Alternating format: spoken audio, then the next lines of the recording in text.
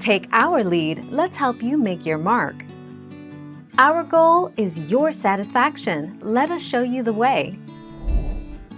The difference between a thunderstorm and a severe thunderstorm is the wind field. For a severe thunderstorm, the ingredients that must be present are moisture, instability, lift and strong speed and directional storm relative wind shear.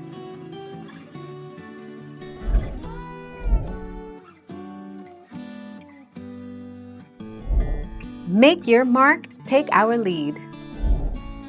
Every thunderstorm produces lightning, which kills more people each year than tornadoes.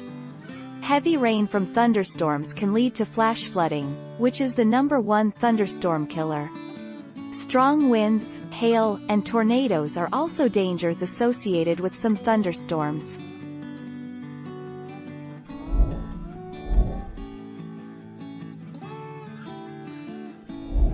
Make your mark, take our lead. Thunderstorms form when warm, moist air rises into cold air. The warm air becomes cooler, which causes moisture, called water vapor, to form small water droplets, a process called condensation. If this happens with large amounts of air and moisture, a thunderstorm can form.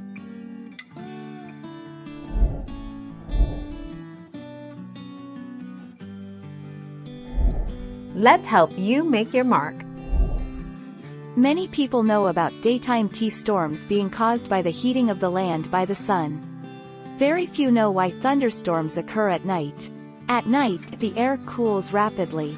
This causes a strong unstable temperature gradient near the boundary between moist and dry air that leads to thunderstorm development.